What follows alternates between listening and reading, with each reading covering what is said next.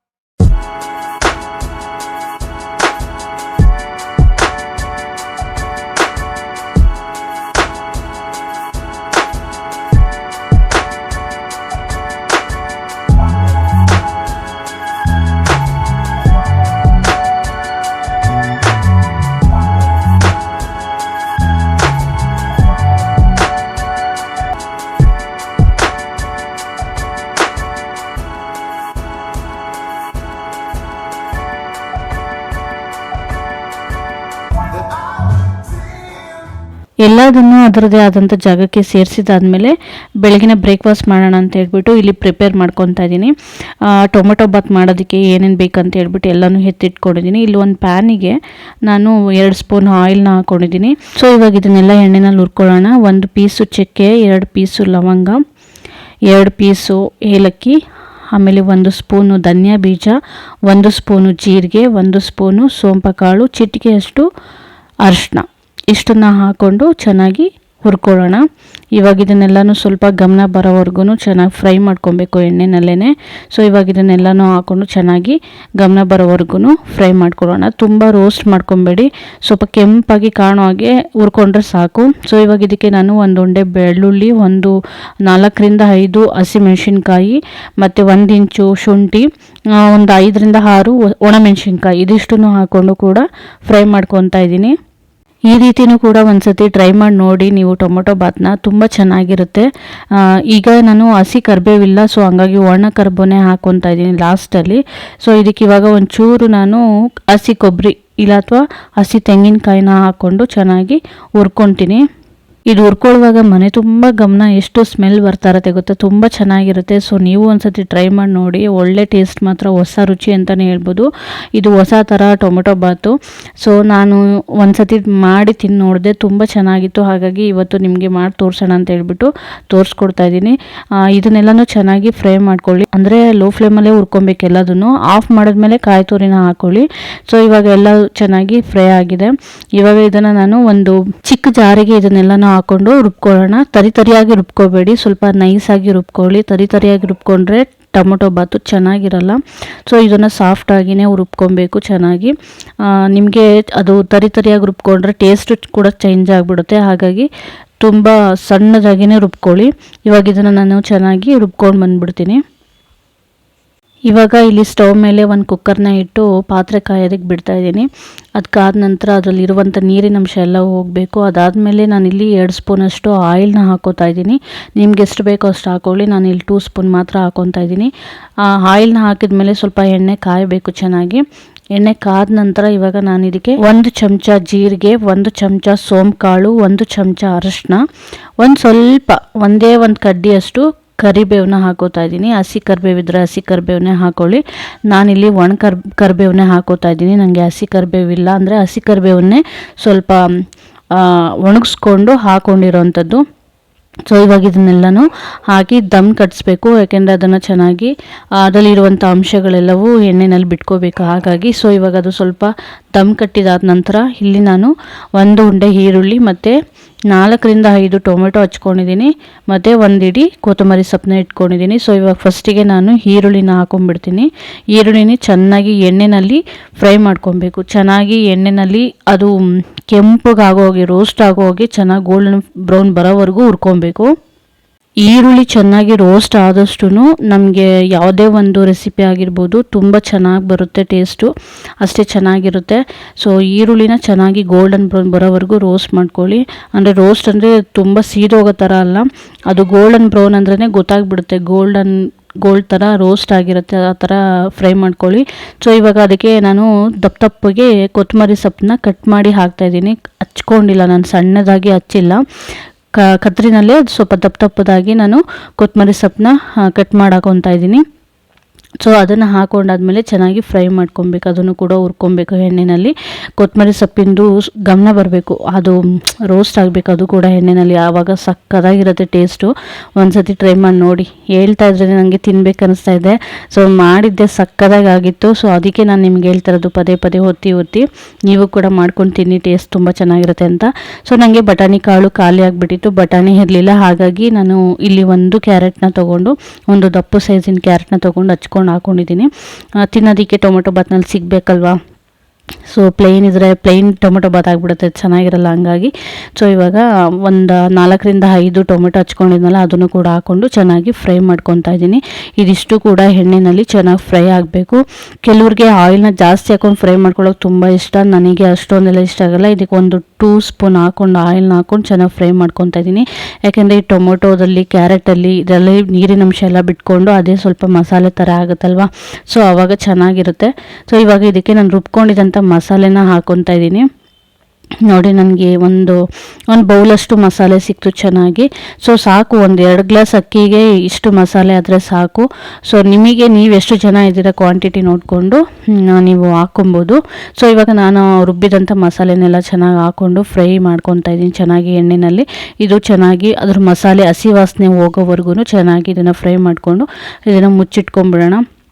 ಇವಾಗ ನಾವು 1-2 ಗ್ಲಾಸ್ ಅಕ್ಕಿ ಹಾಕೋತಾ ಇದ್ದೀವಿ ಅಂದರೆ ಅದಕ್ಕೆ ನೀರು ಎಷ್ಟು ಬೇಕೋ ಅಷ್ಟನ್ನು ಮಾತ್ರ ಅಳತೆ ಮಾಡಿ ಇಟ್ಕೊಳ್ಳಿ. ಜಾಸ್ತಿ ಹಾಕ್ಕೊಂಡ್ರೆ ಅನ್ನ ಎಲ್ಲ ಒಂಥರ ಮೊಸರನ್ನ ಥರ ಆಗಿಬಿಡುತ್ತೆ, ಚೆನ್ನಾಗಿರಲ್ಲ. ಸೊ ಇವಾಗ ಅದಕ್ಕೆ ರುಚಿಗೆ ಬೇಕಷ್ಟು ಉಪ್ಪನ್ನ ಹಾಕ್ಕೊಂಡು ಆ ಮಸಾಲೆ ಸ್ವಲ್ಪ ಉಪ್ಪೆಲ್ಲ ಹಿಡಿಬೇಕಲ್ವ, ಸೊ ಹಂಗಾಗಿ ಉಪ್ಪನ್ನ ಹಾಕ್ಕೊಂಡು ಚೆನ್ನಾಗಿ ಇವಾಗ ಒಂದು ಕುದಿ ಬರೋವರೆಗೂ ಫ್ರೈ ಮಾಡ್ಕೊತಾ ಇದ್ದೀನಿ. ಈಗ ಒಂದು ಕುದಿ ಬಂದಿದೆ, ಚೆನ್ನಾಗಿ ನೋಡ್ತಿರ್ಬೋದು ಎಷ್ಟು ಚೆನ್ನಾಗಿ ಕಾಣಿಸ್ತಿದೆ ನೋಡಿ, ಎಷ್ಟು ರೆಡ್ಡಿಶ್ ಆಗಿ ಕಾಣಿಸ್ತಾ ಇದೆ ಅಂತ. ಇವಾಗ ಇದಕ್ಕೆ ತೊಳೆದಿಟ್ಕೊಂಡಿದ್ದಂತೆ 2 ಗ್ಲಾಸ್ ಅಕ್ಕಿನ ನಾನು ಹಾಕೋತಾ ಇದ್ದೀನಿ. ಇವಾಗ ನಿಮ್ಗೆ ಎಷ್ಟು ಗ್ಲಾಸ್ ಬೇಕೋ ಅಷ್ಟನ್ನು ಹಾಕೊಳ್ಳಿ. ಇವಾಗ ನಾನು 2 ಗ್ಲಾಸ್ ತೊಳೆದಿಟ್ಕೊಂಡಿದ್ದೆ, ಸೊ ಅಷ್ಟನ್ನು ಹಾಕ್ಕೊಂಡು ಚೆನ್ನಾಗಿ ಮಿಕ್ಸ್ ಮಾಡ್ಕೊಂಬಿಡೋಣ. ಫಸ್ಟು ಮಸಾಲೆ ಜೊತೆಗೆ ಚೆನ್ನಾಗಿ ಇದು ಅಕ್ಕಿನೆಲ್ಲ ಮಿಕ್ಸ್ ಮಾಡ್ಕೊಂಡಿದ್ದಾದಮೇಲೆ ಅಳತೆಗೆ ಎಷ್ಟು ಬೇಕೋ ಅಷ್ಟು, ಅಂದರೆ ನಾವು 2 ಗ್ಲಾಸ್ ಅಕ್ಕಿ ತೊಗೊಂಡಿದ್ದೀವಿ ಅಂದರೆ 4 ಗ್ಲಾಸ್ ನೀರು ಹಾಕ್ಕೊತೀವಲ್ವ.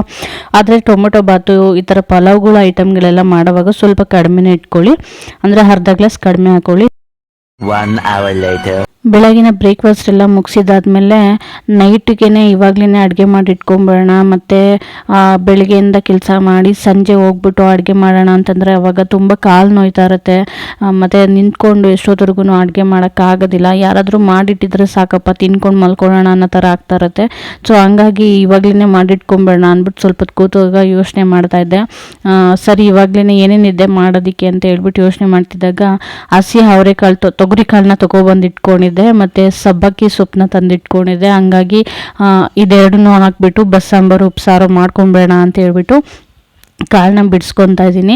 ತುಂಬ ಚೆನ್ನಾಗಿತ್ತು ಕಾಳು ಮಾತ್ರ. ಕೆಜಿ ಬಂದು 70 ರೂಪಾಯಿ ಆಗಿದೆ. ಸೊ ನನಗೆ ಅವರು 50 ರೂಪಾಯಿ ಹಂಗೆ ಹಾಕೊಂಡು ಕೊಟ್ಟರು. ಅಂದರೆ ಒಂದೇ ಸತಿಗೆ ನಾನು ತುಂಬ ತರಕಾರಿಗಳನ್ನೆಲ್ಲ ತೊಗೊಂಡನಲ್ಲ, ಹಾಗಾಗಿ ಅವರು ಕಡಿಮೆ ಮಾಡಿಕೊಟ್ರು. ನಾನು ನಿಮಗೆ ತೋರಿಸಿರ್ತೀನಿ, ನಾನು ಯಾವಾಗಲೂ ಅವರು ನನಗೆ ಸ್ವಲ್ಪ ಚೀಪಾಗಿ ಕೊಡ್ತಾರೆ ಅಂತ ಹೇಳಿಬಿಟ್ಟು ನಾನು ಅಲ್ಲೇ ತೊಗೊಳ್ಳೋದು ಅಂತ ಹೇಳಿ ತೋರಿಸಿರ್ತೀನಿ ಕೆಲವೊಂದು ವಿಡಿಯೋಗಳಲ್ಲಿ ಅವ್ರ ಶಾಪ್ನ. ಹಾಗಾಗಿ ಅಲ್ಲೇ ಹೋಗಿ ತೊಗೊಬಂದಿದ್ರಿಂದ ನನಗೆ 50 ರೂಪಾಯಿ ಹಂಗೆ ಸಿಕ್ತು.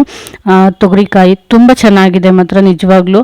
ಕಾಳುಗಳಲ್ಲಿ ಅಷ್ಟೊಂದೇನು ಎಲ್ಲೂ ಕೊಳ್ತೋಗಿಲ್ಲ, ತುಂಬ ಚೆನ್ನಾಗಿದೆ. ಎಲ್ಲದರಲ್ಲೂ ಕಾಳುಗಳಿತ್ತು, ಕೆಲವೊಂದರಲ್ಲಿ ಕಾಳುಗಳೇ ಇರೋದಿಲ್ಲ. ಕೆಲವೊಂದು ಸತಿ ಒಂದೊಂದು ಸೀಸನಲ್ಲಂತೂ ಚೆನ್ನಾಗೇ ಬಂದಿರೋದಿಲ್ಲ ಕಾಳುಗಳು. ಈ ಸತಿ ಚೆನ್ನಾಗಿ ಬಂದಿತ್ತು. ಇನ್ನೊಂದು ಹೇಳಬೇಕು, ನಾನು ಸೀಸನಲ್ಲಿ ನಿಮ್ಗೆ ಏನೇನು ತರಕಾರಿ ಸಿಕ್ಕುತ್ತೋ ಆ ಸೀಸನಲ್ಲಿ ಅದೇ ತರಕಾರಿಗಳನ್ನ ಚೆನ್ನಾಗಿ ಅಡುಗೆ ಮಾಡ್ಕೊತೀನಿ. ಏಕೆಂದರೆ ಇವಾಗ ನಾವು ಸೀಸನ್ ಅಲ್ಲದೆ ಇರೋವಂಥದ್ದು ಟೈಮಲ್ಲಿ ನಾವು ಅವರು ಬೆಳೆದಿರೋದನ್ನ ತೊಗೊಬಂದು ಮಾಡ್ಕೊಂಡು ತಿನ್ನೋವಾಗ ಅವರು ಅದಕ್ಕೆ ಔಷಧಿ ಹೊಡೆದು ಮಾಡಿರ್ತಾರೆ, ಪೌಡ್ರು ಎಲ್ಲ ಹಾಕಿ ಇಂಜೆಕ್ಟ್ ಮಾಡಿ ಎಲ್ಲ ನಮಗೆ ಕೊಡ್ತಾರೆ. ಸೊ ಇವಾಗ ಸಿಗ್ತಾರೋಂಥ ತರಕಾರಿಗಳೆಲ್ಲ ನಿಮಗೆ ಗೊತ್ತಿರುತ್ತೆ, ಯಾವುದು ಕೂಡ ಅಷ್ಟು ಒಂದು ಒಳ್ಳೆ ಅಂಶ ಇರುವಂಥ ತರಕಾರಿಗಳಾಗಿರೋದಿಲ್ಲ. ಸೊ ಹಂಗಾಗಿ ಸೀಸನಲ್ಲೇ ಅದು ಏನೇನು ಆ ಟೈಮ್ಗೆ ಬೆಳೆದಿರ್ತಾರೋ, ಅಂದರೆ ಆ ಸೀಸನ್ಗೆ ಯಾವುದ್ಯಾವುದು ನಾವು ಸೀಸನ್ ಫ್ರೂಟ್ ಆಗಿರ್ಬೋದು, ವೆಜಿಟೇಬಲ್ಸ್ ಆಗಿರ್ಬೋದು, ಸೀಸನ್ ಸೊಪ್ಪುಗಳಾಗಿರ್ಬೋದು, ಆ ಟೈಮಲ್ಲೇ ನಾವು ಏನು ಸಿಗುತ್ತೋ ಅದನ್ನು ತೊಗೊಂಡು ಬಂದು ಚೆನ್ನಾಗಿ ಅಡುಗೆ ಮಾಡ್ಕೊಂಡು ತಿಂದರೆ ನಮ್ಮ ಆರೋಗ್ಯನೂ ಚೆನ್ನಾಗಿರುತ್ತೆ, ಹೆಲ್ದಿಯಾಗಿರ್ಬೋದು. ತೊಗರಿಕಾಯಿ ಜೊತೆಗೆ ನಿಮಗೆ ಯಾವುದೇ ಸೊಪ್ಪನ್ನ ಹಾಕೊಂಡು ಸಾಂಬಾರು ಮಾಡ್ಕೊತೀನಿ, ಒಳ್ಳೆ ರುಚಿನೇ ಇರುತ್ತೆ, ತುಂಬ ಚೆನ್ನಾಗಿರುತ್ತೆ. ಇವಾಗ ನಾನು ಸಬ್ಬಕ್ಕಿ ಸೊಪ್ಪು ಸಿಕ್ಕಿತ್ತಲ್ವ, ಸೊ ಹಂಗಾಗಿ ಸಬ್ಬಕ್ಕಿ ಸೊಪ್ಪನ್ನೇ ಹಾಕ್ಕೊಂಡು ಮಾಡ್ಕೊತಾ ಇದ್ದೀನಿ. ಸಬ್ಬಕ್ಕಿ ಸೊಪ್ಪನ್ನ ಚೆನ್ನಾಗಿ ಬಿಡಿಸ್ಕೊಂಡು ನೀರಲ್ಲಿ ನೆನೆಸಿಟ್ಟಿದ್ದೀನಿ, ಮಣ್ಣೆಲ್ಲ ಬಿಡಲಿ ಅಂತ ಹೇಳ್ಬಿಟ್ಟು. ಇವಾಗ ಅದಕ್ಕೆ ಬೇಕಾಗಿರುವಂಥ ಮಸಾಲೆನ ಒಗ್ಗರಣೆ ಮಾಡ್ಕೊಂಡಿದ್ದೀನಿ, ಚೆನ್ನಾಗಿ ಬಾಣಲಿನಲ್ಲಿ ಫ್ರೈ ಮಾಡ್ಕೊಂಡಿದ್ದೀನಿ. ಸೊ ಇವಾಗ ಕಾಳನ್ನು ಮತ್ತು ಸೊಪ್ಪನ್ನು ಚೆನ್ನಾಗಿ ಕುಕ್ಕರ್ನಲ್ಲಿ ವಿಶಿಲ್ ಮಾಡ್ಕೊಂಡಿದ್ದೆ ನಾನು. ಸೊ ಇವಾಗ ಕಾಳು ಸೊಪ್ಪು ಜೊತೆಗೇ ಒಂದು ಸೌಟು ಕಾಳು ಸೊಪ್ಪನ್ನ ತೊಗೊಂಡು ಮತ್ತು ಮಸಾಲೆ ಹುರ್ಕೊಂಡಿದ್ನಲ್ಲ ಅದನ್ನೆಲ್ಲ ಹಾಕ್ಕೊಂಡು ಚೆನ್ನಾಗಿ ಸಣ್ಣದಾಗಿ ರುಬ್ಕೊಂಡಿದ್ದೀನಿ. ಇವಾಗ ಇನ್ನೊಂದು ಕಡೆ ಸ್ವಲ್ಪ ಹುಳ್ಕೊಂಡಿತ್ತಲ್ವ ಕಾಳು ಮತ್ತು ಸೊಪ್ಪು, ಅದನ್ನು ಒಗ್ಗರಣೆ ಹಾಕ್ಕೊಂಡಿದ್ದೀನಿ, ಪಲ್ಯ ಮಾಡ್ಕೊತಾ ಇರೋದು. ಸೊ ಇವಾಗ ನಮಗೆ ಸಾಂಬಾರು ಜೊತೆಗೆ ಪಲ್ಯನೂ ಇರಬೇಕಲ್ವಾ, ಇಲ್ಲಾಂದರೆ ಊಟ ಮಾಡ್ದಂಗೆ ಅನ್ಸಲ್ಲ. ಸೊ ಹಂಗಾಗಿ ಇಲ್ಲಿ ಒಂದು ಕಡೆ ಪಲ್ಯನ ಒಗ್ಗರಣೆ ಮಾಡ್ಕೊಂಡ್ಬಿಟ್ಟೆ. ಸೊ ಇವಾಗ ಸಾಂಬಾರನ್ನ ಕುದಿಸ್ಕೊತಾ ಇದ್ದೀನಿ. ಕೆಲವರು ಒಗ್ಗರಣೆ ಹಾಕ್ತಾರೆ, ನನಗೆ ಒಗ್ಗರಣೆ ಹಾಕೋಕ್ಕೆ ಇಷ್ಟ ಇರಲಿಲ್ಲ, ಸೊ ಹಂಗೆ ಕುದಿಸ್ಕೊತಾ ಇದ್ದೀನಿ. ರುಬ್ಬಿದಂಥ ಮಸಾಲೆನೇ ಹಾಕ್ಕೊಂಡ್ಬಿಟ್ಟು ಕುದಿಸ್ಕೊತಾ ಇದ್ದೀನಿ. ಸೊ ಇವಾಗ ಸಾಂಬಾರು ಚೆನ್ನಾಗಿ ಕುದೀತಾ ಇದೆ. ಒಂದು ಕಡೆ ಸಾಂಬಾರು ಒಂದು ಕಡೆ ಕುದೀತಾ ಇತ್ತು, ಇನ್ನೊಂದು ಕಡೆ ನನಗೆ ಮಧ್ಯಾಹ್ನಕ್ಕೆ ಊಟಕ್ಕೆ ಬೇಕಾಗಿತ್ತು. ಸೊ ಹಂಗಾಗಿ ಮುದ್ದೆ ಕೂಡ ಮಾಡ್ಕೊತಾ ಇದ್ದೀನಿ. ಕಾಳು ಸೊಪ್ಪನ್ನೆಲ್ಲ ಕ್ಲೀನ್ ಮಾಡ್ಕೊಳ್ಳುವಾಗ್ಲೇ ಮಧ್ಯಾಹ್ನ ಹತ್ತತ್ರ ಆಗ್ತಾಯಿತ್ತು. ಸೊ ಇನ್ನೇನು ಮತ್ತೆ ಆಮೇಲೆ ಮಾಡ್ಕೊಂಡು ತಿನ್ನೋದು, ಅದಕ್ಕೇನೆ ಅಡುಗೆ ಸಾಂಬಾರು ಹಾಕ್ತಿದ್ದಂಗೆ ಮುದ್ದೆನೂ ಮಾಡ್ಕೊಂಬಿಡೋಣ ಅಂತ ಹೇಳ್ಬಿಟ್ಟು ಒಂದು ಕಡೆ ಸಾಂಬಾರು ಪಲ್ಯ ಆದಮೇಲೆ ಮುದ್ದೆಗೆ ಇಟ್ಕೊಂಡಿದ್ದೀನಿ. ಮುದ್ದೆ ಕುದಿಯೋಷ್ಟೊತ್ತಿಗೆ ನಾನು ಕುಕ್ಕರ್ಗೆ ಸ್ವಲ್ಪ ರೈಸ್ನ ಇಟ್ಕೊಳ್ಳೋಣ ಅಂತ ಹೇಳ್ಬಿಟ್ಟು ಒಂದು ಬೌಲಷ್ಟು ರೈಸ್ನ ಹಾಕ್ಕೊತಾ ಇದ್ದೀನಿ. ಇಲ್ಲಿ ನಾನು ಒಂದು ಚಿಕ್ಕ ಬೌಲಲ್ಲಿ ಒಂದು ಸ್ವಲ್ಪ ರೈಸ್ನ ಹಾಕ್ಕೊತಾ ಇದ್ದೀನಿ. ಮುದ್ದೆ ತಿಂದಾದ್ಮೇಲೆ ಸ್ವಲ್ಪ ರೈಸ್ ತಿಂದರೆ ಒಂಥರ ಆತ್ಮ ಶಾಂತಿ ಸಿಕ್ಕುತ್ತೆ, ಸ್ವಲ್ಪ ಸಮಾಧಾನ ಅನಿಸುತ್ತೆ. ಬರೀ ಮುದ್ದೆನೇ ತಿಂದ್ಬಿಟ್ಟು ಹಾಗೆ ಇರೋಕ್ಕಾಗಲ್ಲ. ಹಂಗಾಗಿ ನಮಗೆ ಸ್ವಲ್ಪ ಮಂಡ್ಯದವ್ರಲ್ವಾ, ಸೊ ನಮಗೆ ಮುದ್ದೆ ಜೊತೆಗೆ ಸ್ವಲ್ಪ ರೈಸ್ ಇರಲೇಬೇಕು. ಇವಾಗ ಅಕ್ಕಿನ ಚೆನ್ನಾಗಿ ತೊಳ್ಕೊಂಡಿದ್ದೀನಿ. ಅಕ್ಕಿನ ತೊಳ್ಕೊಂಡು ಇವಾಗ ಕುಕ್ಕರ್ಗೆ ಇಟ್ಕೊತಾ ಇದ್ದೀನಿ. ಇವಾಗ ಇಲ್ಲಿ ನೋಡಿ ಚೆನ್ನಾಗಿ ತೊಳ್ಕೊಂಡಿದ್ದೀನಿ. ನಾನು ಯಾವಾಗೂ ಇದೇ ಬೌಲಲ್ಲೇ ತೊಳ್ಕೊಳ್ಳೋದು. ಅದು ಅಕ್ಕಿ ತೊಳೆಯೋದಕ್ಕೆ ಅಂತಲೇ ಮೀಶೋದಿಂದನೇ ಆರ್ಡ್ರ್ ಮಾಡಿ ತೊಗೊಂಡಿದ್ದು. ಸೊ ಇವಾಗ ಇಲ್ಲಿ ಒಂದು ಕಡೆ ಪಲ್ಯ ಆಗಿದೆ, ಸಾಂಬಾರು ಆಗಿದೆ, ಮುದ್ದೆ ನೋಡಿ ಇವಾಗ ಕುದೀತಾ ಇದೆ. ಹಸಿಟ್ಟು ಇವಾಗ ಹಾಕೊಬೇಕು. ಮುದ್ದೆ ಕುದಿ ಬಂದಮೇಲೆ ಹಸಿಟ್ಟು ಹಾಕ್ಕೊಬೇಕು. ಮುಂಚೆನೇ ಹಾಕೊಂಡ್ರೆ ಅದು ಗಂಜಿ ಥರ ಆಗಿಬಿಡುತ್ತೆ, ಚೆನ್ನಾಗಿರಲ್ಲ. ಸೊ ಇವಾಗ ಹಸಿಟ್ಟು ಹಾಕೊಂಡು ಕದಲಿಸ್ಕೊತಾ ಇದ್ದೀನಿ. ನೋಡಿ, ಕದಲ್ಕೊಡುವಾಗ ನಾವು ಗಂಟು ಆಗದೆ ಇರೋ ಥರ ನೀಟಾಗಿ ಕದಲಿಸ್ಕೊಬೇಕು. ಕೆಲವರು ಮುದ್ದೆ ಮಾಡೋವಾಗ ಗಂಟು ಮಾಡ್ಕೊಂಡ್ಬಿಡ್ತಾರೆ. ಗಂಟು ಆಗದಿರೋ ಥರ ಮುದ್ದೆ ಮಾಡ್ಬೋದು. ಬಾಣಲಿನಲ್ಲಿ ಮಾಡಿದ್ರೆ ಇನ್ನೂ ತುಂಬ ಒಳ್ಳೆಯದು, ತುಂಬ ಬೇಗನೂ ಆಗುತ್ತೆ, ಗ್ಯಾಸ್ ಕೂಡ ಉಳಿತಾಯ ಆಗುತ್ತೆ, ನಮ್ಮ ಟೈಮ್ ಕೂಡ ಸೇವ್ ಆಗುತ್ತೆ. ಸೊ ನಾನಿವಾಗ ಬಾಣಲಿನಲ್ಲೇ ಮುದ್ದೆ ಮಾಡ್ಕೊತಾ ಇದ್ದೀನಿ. ಈಗ ನೋಡಿ, ಮುದ್ದೆ ಆಗೋಷ್ಟೊತ್ತಿಗೇನೋ ಅನ್ನನೂ ಆಯಿತು. ಸೊ ಇವಾಗ ಅನ್ನ ಆಗೋಷ್ಟೊತ್ತಿಗೆ ಮುದ್ದೆನೂ ಕೂಡ ಆಗೋಯ್ತು. ಕೆಲವ್ರು ಕೇಳ್ಬೋದು, ಬಾಣಲಿನಲ್ಲಿ ಮುದ್ದೆ ಮಾಡಿದ್ರೆ ಸಾಫ್ಟ್ ಆಗುತ್ತಾ, ಹೊಂದಿಸ್ಬೋದಾ ಅಂತ. ನಿಜವಾಗೂ ಚೆನ್ನಾಗಿ ಹೊಂದಿಸ್ಬೋದು. ಇವಾಗ ತಪ್ಪಲಿನಲ್ಲಿ ಇಟ್ಕೊಂಡು ಕೆಳಗಡೆ ಇಟ್ಕೊಂಡು ಹೊಂದಿಸ್ಕೊತಾರಲ್ವ, ಕಡ್ಡಿ ಇಟ್ಕೊಂಡು. ಸೊ ಇವಾಗ ನಾನು ಬಾಣಲಿನಲ್ಲೇ ಹೊಂದಿಸ್ಕೊತೀನಿ ಸೌಟಲ್ಲಿ. ಅವಾಗ ಚೆನ್ನಾಗೇ ಸಾಫ್ಟ್ ಆಗುತ್ತೆ. ಚೆನ್ನಾಗಿ ಮುದ್ದೆನ ಹೊಂದಿಸ್ಬೇಕು, ಆವಾಗಲೇ ಮುದ್ದೆ ಸಾಫ್ಟ್ ಆಗೋಕ್ಕೆ ಸಾಧ್ಯ. ಇಲ್ಲಾಂದರೆ ಅದು ಒಡ್ಕ್ಲು ನಂಗೆ ಇರುತ್ತೆ. ನೋಡ್ತಿರ್ಬೋದು, ನಾನು ಮುದ್ದೆನ ಎಷ್ಟು ಚೆನ್ನಾಗಿ ಹೊಂದಿಸಿದ್ದೀನೋ ಅದಕ್ಕೋಸ್ಕರನೇ ಮುದ್ದೆ ಎಷ್ಟು ಚೆನ್ನಾಗಿ ಬಂದಿರೋದು. ನೋಡಿ, ಇವಾಗ ಮುದ್ದೆನೂ ಕೂಡ ಆಯಿತು. ಸೊ ಇವತ್ತಿನ ವ್ಲಾಗ್ನ ನಾನು ಇಲ್ಲಿಗೆ ಮುಗಿಸ್ತಾ ಇದ್ದೀನಿ. ಯಾರಿಗೆಲ್ಲ ಈ ವಿಡಿಯೋ ಇಷ್ಟ ಆಯಿತು ದಯವಿಟ್ಟು ಲೈಕ್ ಕೊಡೋದನ್ನು ಮರಿಬೇಡಿ. ಆ್ಯಂಡ್ ನನ್ನ ಚಾನಲ್ನ ಇನ್ನೂ ಯಾರು ಸಬ್ಸ್ಕ್ರೈಬ್ ಮಾಡ್ಕೊಳ್ಳದೆ ನೋಡ್ತಿದ್ದೀರೋ ದಯವಿಟ್ಟು ಸಬ್ಸ್ಕ್ರೈಬ್ ಮಾಡ್ಕೊಂಡು ನೋಡಿ ಅಂತ ಹೇಳ್ತಾ ಇವತ್ತಿನ ವ್ಲಾಗ್ನ ಇಲ್ಲಿಗೆ ಮುಗಿಸ್ತಾ ಇದ್ದೀನಿ. ನೆಕ್ಸ್ಟ್ ವಿಡಿಯೋದೊಂದಿಗೆ ಸಿಗ್ತೀನಿ. ಅಲ್ಲಿವರೆಗೂ ಕಾಯ್ತಾ ಇರಿ. ಕೊನೆವರೆಗೂ ವಿಡಿಯೋ ನೋಡಿದ್ದಕ್ಕಾಗಿ ನಿಮ್ಮೆಲ್ಲರಿಗೂ ಥ್ಯಾಂಕ್ಸ್ ಅಂತ ಹೇಳ್ತಾ ಟೇಕ್ ಕೇರ್, ಬಾಯ್.